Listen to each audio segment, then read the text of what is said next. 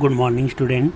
आज हम जो कारक है उसका चौथा भेद पढ़ने जा रहे हैं, संप्रदान कारक। अब संप्रदान में है, इसका विभक्ति चिन्ह है को और के लिए। संप्रदान, अब इसका शाब्दिक अर्थ होता है संप्रदान, यानी समान रूप से प्रदान करना। इसका शाब्दिक अर्थ है देना, प्रदान करना। ठीक है। वाक्य में कर्ता जिसे देता है अथवा जिसके लिए क्रिया करता है, यानी जिसे देता है या जिसके लिए कोई कार्य कर रहा है, वहाँ पर कौन सा कारक होता है? संप्रदान कारक होता है। उदाहरण देखो, उदाहरण से समझ में आ जाएगा। मैंने बच्चों के लिए सितार खरीदा, यानी यहाँ पर क्या आ गया? विभक्ति चिन्ह है के लिए। सितार किसके लिए खरीदा? बच्चों के लिए। तो यानी क्रिया किसके लिए हो रही है? बच्चों के लिए हो रही है। यानी जिस कर्ता कौन है यहाँ पर? मैंने। किसके लिए कार्य कर रहा है? बच्चों के लिए। तो वहाँ कौन सा कारक होता है? संप्रदान कारक। तो मैंने बच्चों के लिए सितार खरीदा। मेरिट में आने के लिए आ गया मेहनत करो। मेरिट में आने के लिए मेहनत करो। माँ बच्चे के लिए खाना बना रही है। माँ बच्चे के लिए खाना बना रही है। अब देखो, को के लिए तो आ गया, के लिए तो अपन ने देख लिया, लेकिन को का अर्थ एक कर्म कारक में भी होता है। कर्म में जब हम क्या व किसको लगाकर अगर प्रश्न करेंगे, जो आंसर आएगा वो कर्म होता है। अगर क्या व किसको लगाने से आंसर नहीं आता है तो वहाँ कर्म नहीं होता है, वहाँ क्या होता है। और यहाँ पर सीधा सीधा हम देख लेंगे कि को यानी प्रदान करने के अर्थ में, यानी देने के अर्थ में जब भी आएगा तो वहाँ पर क्या आएगा? को आएगा। और इनके अलावा, देने के अर्थ के अलावा अगर को आता है तो वो कर्म कारक में आता है। और कर्म कारक, वहाँ पर कर्म कारक पहचानने के लिए क्या हुआ, किसको लगाकर अपन प्रश्न कर लेंगे, उससे पता चल जाएगा। अब देखो, यहाँ देने के अर्थ में राजा ने गरीबों को क्या दिए? कंबल दिए। तो राजा ने गरीबों को कंबल दिए। देने के भाव में इस को का प्रयोग किया जाता है संप्रदान कारक में। पुलिस ने चोर को दंडित दिया, देने के अर्थ में है। माताजी ने नौकरानी को साड़ी दी, देने के अर्थ में। तो इस को का प्रयोग हमेशा संप्रदान कारक में देने के अर्थ में होता है। और के लिए यानी वाक्य में कर्ता जिसके लिए क्रिया करता है, वहाँ भी संप्रदान कारक होता है। अब आगे है विशेष ध्यान देने योग्य बात। के लिए का प्रयोग क्रिया अर्थ वाली संज्ञाओं के साथ भी होता है।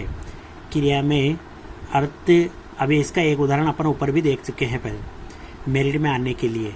तो यहाँ आना एक क्रिया है, इसके लिए जो के लिए प्रयोग हो रहा है वो भी संप्रदान कारक में होता है।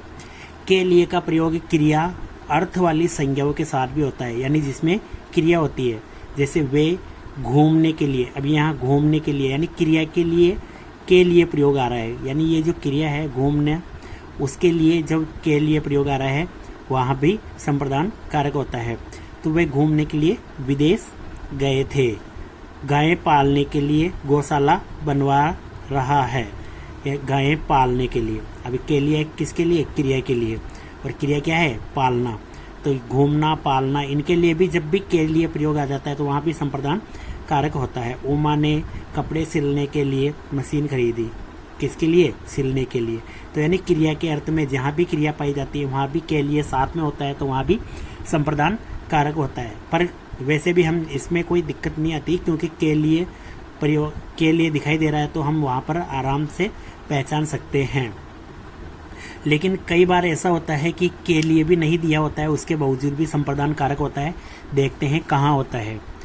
अनेक बार क्रियार्थक संज्ञाओं के साथ, क्रियार्थक यानी क्रिया के अर्थ में जो संज्ञाओं के साथ के लिए छिपा रहता है। जैसे कल रमा के माता पिता लड़का देखने जाएंगे। अब यहाँ किसके? माता पिता लड़का देखने जाएंगे। अब यहाँ क्रिया है के साथ, तो अब यहाँ पर के लिए नहीं लगाया तो भी वाक्य बन रहा है। अगर के लिए लगा दिया जाए तो भी वाक्य अपन के लिए लगा के भी देख सकते हैं। कल रमा के माता पिता लड़का देखने के लिए जाएंगे, इस तरीके से भी लगा के देख सकते हैं। लेकिन इसमें क्रियार्थक जो संज्ञा है उसके साथ ये के लिए छिपा रहता है, यानी इसका पता नहीं चलता है। हम अगर इसको उजागर भी करके देखेंगे तो हमें पता चल जाएगा। रुपए जमा करने बैंक जाना है। अब यहाँ पर करने के लिए भी आ सकता था, लेकिन रुपए जमा करने बैंक जाना है, ये भी क्रिया देखने क्रिया है, करने क्रिया है। यहाँ पर के लिए प्रयुक्त नहीं हुआ है, यानी वो छिपा हुआ है। सुनंदा तो कपड़े खरीदने के लिए गई है या खरीदने गई है, तो यहाँ भी के लिए जहाँ भी छुपा होता है वहाँ भी संप्रदान कारक होता है। अपना जो पांचवा भेद है वो देखते हैं कौन सा है, अपादान कारक। और अपादान में से विभक्ति चिन्ह है। हम पहले देख चुके हैं कर्ण में भी से विभक्ति चिन्ह था, और से का मतलब जहाँ अर्थ लिया जाता है वहाँ के द्वारा, यानी से को हटा के के द्वारा भी लगाएंगे तो उसका अर्थ बैठ जाएगा, वहाँ भी कर्ण कारक होता है।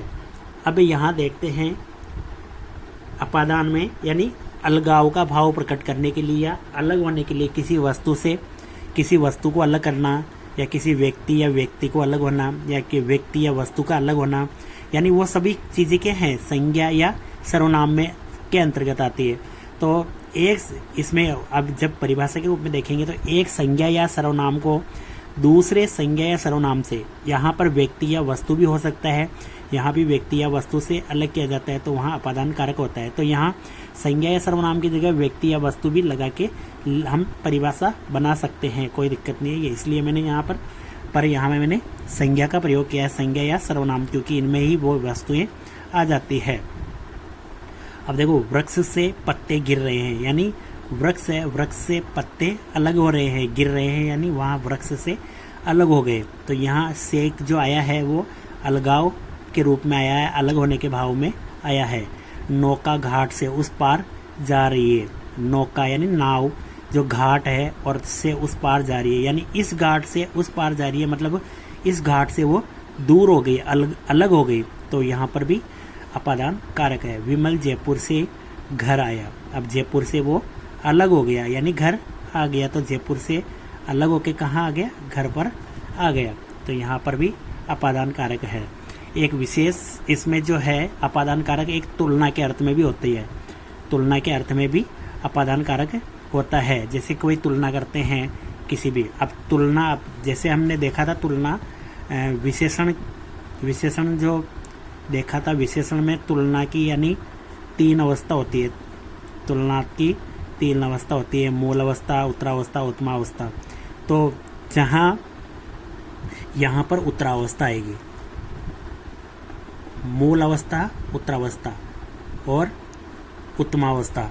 उत्तरावस्था में क्या होता है, 2 जनों के बीच में तुलना की जाती है, जबकि मूल अवस्था में क्या होता है, सिंगल, जैसे मोहन अच्छा है, राम अच्छा है, ऐसे इस तरीके से सिंगल तरीके से बताया जाता है, जबकि इसमें 2 व्यक्तियों में तुलना की जाती है उत्तरावस्था में। तो उत्तरावस्था जहाँ भी होगी वहाँ पर अपादान कारक होगा, यानी विशेषण की उत्तरावस्था। और उत्तमावस्था में क्या होता है, वो सबसे होशियार बताया जाता है। जैसे राम क्लास में सबसे होशियार है, तो सभी से बता दिया, सभी से श्रेष्ठ बता दिया जाता है, वहाँ पर उत्तमावस्था होती है। तो ये विशेषण में विशेषण की 3 अवस्थाएं होती है, मूलावस्था, उत्तमावस्था और उत्तरावस्था। तो यहाँ उत्तरावस्था आ रही है। उत्तरावस्था में जो उत्तरावस्था जहाँ भी आएगी वहाँ पर अपादान कारक होगा। राम मोहन से होशियार है। अब इसको अपन थोड़ा सा दिमाग लगा के इस तरीके से भी देख सकते हैं, मोहन से होशियार है यानी मोहन से थोड़ा अलग ही है, यानी उसमें थोड़ी कम बुद्धि होगी, इसमें थोड़ी ज़्यादा बुद्धि होगी। तो यानी ये अपने आप में थोड़ा सा अलग होने का भाव प्रकट कर रहे हैं कि ये इससे अलग है, थोड़ा होशियार है, थोड़ा कुछ चीज़ों में, गुणों में अलग है। तो यहाँ पर हम इस तरीके से भी देख सकते हैं। तो राम मोहन से होशियार है, यानी तुलना के भाव में या तुलना के अर्थ में भी अपादान कारक होता है। सीता गीता से लंबी है, तो सीता यहाँ पर लंबी है, तो गीता छोटी है, तो गीता छोटी हो गई, तो इन्हें दोनों में गुणों में अलगाव का भाव प्रकट हो रहा है, यानी दोनों में अलग अलग है, यानी अंतर हो रहा है। अब कई ऐसे उदाहरण भी होते हैं जिनमें भी अपादान कारक होता है, फिर भी हम पहचान नहीं पाते हैं कि यहाँ, अब जैसे के लिए नहीं आया है इसमें, ठीक है, तो फलों में से मतलब के लिए तो आएगा नहीं, अपादान कारक है, सॉरी। तो फलों में से 4 लाकर दो, अब फल बहुत सारे फल रखे हुए हैं, तो फलों में से 4 लाकर दो, तो वो फल में से 4 जो उठा लाए वो उन बाकी फलों से अलग हो गए। तो बाकी फलों से अलग होने का भाव जहाँ प्रकट हो रहा है, अब इस तरीके से वाक्य में पता नहीं चलता है कि वो अलग होने का भाव प्रकट हो रहा है। तो इससे वाक्य भी होते हैं जिनमें अलग होने का भाव हमें खुद को प्रकट करके उसमें देखना पड़ता है। अभी इस तरीके से वाक्य आ जाए तो हमें अपादान कारक कर सकते हैं, अपादान कारक कर सकते हैं। फलों में से 4 लाकर 2। शहर यहाँ से 2 किलोमीटर आगे है, यानी यहाँ से इस जगह से वो अलग हो गया और यहाँ से 2 किलोमीटर आगे, तो इस जगह से अलग होना तो वहाँ पर भी अलगाव का भाव है, तो वहाँ पर भी कौन सा होगा, अपादान कारक होगा। अपने जब बचे हुए हैं 3 कारक है वो पढ़ेंगे नेक्स्ट क्लास में। धन्यवाद।